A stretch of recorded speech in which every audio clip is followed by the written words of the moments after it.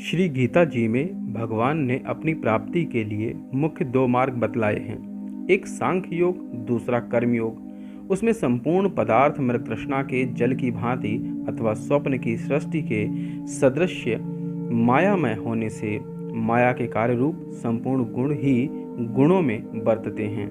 ऐसा समझकर मन, इंद्रियों और शरीर द्वारा होने वाले संपूर्ण कर्मों में कर्तापन के अभिमानस से रहित होना, जो श्लोक 5 से श्लोक 7 व 8, 9 तक व्यापक रूप से दिया है, तथा सर्वव्यापी सच्चिदानंदन परमात्मा के स्वरूप में एक ही भाव से नित्य स्थित होते हुए एक सच्चिदानंदम वासुदेव के सिवाय अन्य किसी के भी होने पन का भाव न रहना, यह तो सांख्य योग का साधन है। तथा सब कुछ भगवान का समझकर सिद्धि असिद्धि में समत भाव रखते हुए आसक्ति और पालकी इच्छा का त्याग कर भगवान द्वारा आज्ञानुसार केवल भगवान के लिए ही सब कर्मों का आचरण करना तथा श्रद्धा भक्ति पूर्वक मन, वाणी और शरीर से सब प्रकार भगवान के शरण होकर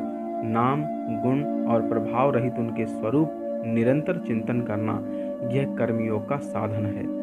उक्त दोनों साधनों का परिणाम एक होने के कारण वे वास्तव में अभिन्न माने गए हैं, परंतु साधन काल में अधिकारी भेद से दोनों का भेद होने के कारण दोनों मार्ग भिन्न भिन्न बतलाए गए हैं। इसलिए एक पुरुष और दोनों मार्गों द्वारा एक काल में नहीं चल सकता है। जैसे कि श्री गंगा ककरी जी पर जाने के लिए दो मार्ग होते हुए भी एक मनुष्य दोनों मार्गों द्वारा काल में नहीं जा सकता।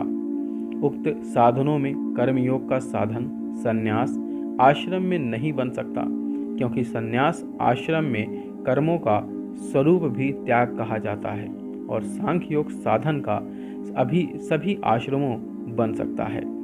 यदि कहो कि सांख्य योग को भगवान ने संन्यास के नाम से कहा है, इसलिए उसका संन्यास आश्रम में ही अधिकार है, गृहस्थ में ही नहीं, तो यह कहना ठीक नहीं है, क्योंकि दूसरे अध्याय में श्लोक 11 से 30 तक जो सांख्य निष्ठा का उपदेश दिया गया है, उसके अनुसार श्री भगवान ने जगह जगह अर्जुन को युद्ध करने की योग्यता दिखलाई है।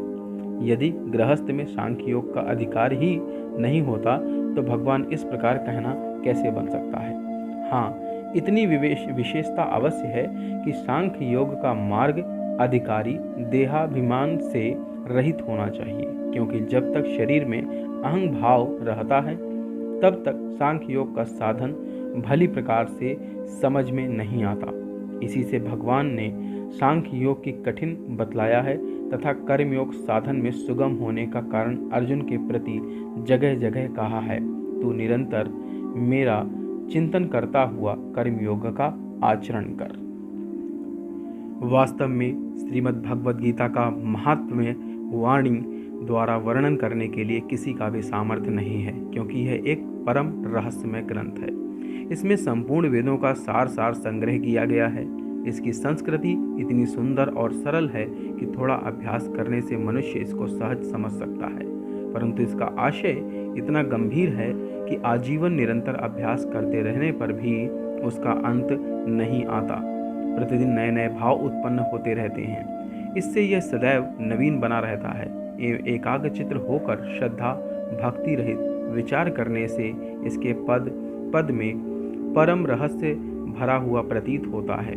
भगवान ने गुण प्रभाव और मर्म का वर्णन जिस प्रकार से इस गीता शास्त्र में किया है, वैसा अन्य ग्रंथों में मिलना कठिन है, क्योंकि प्रायः ग्रंथों में कुछ न कुछ सांसारिक विषय मिला रहता है।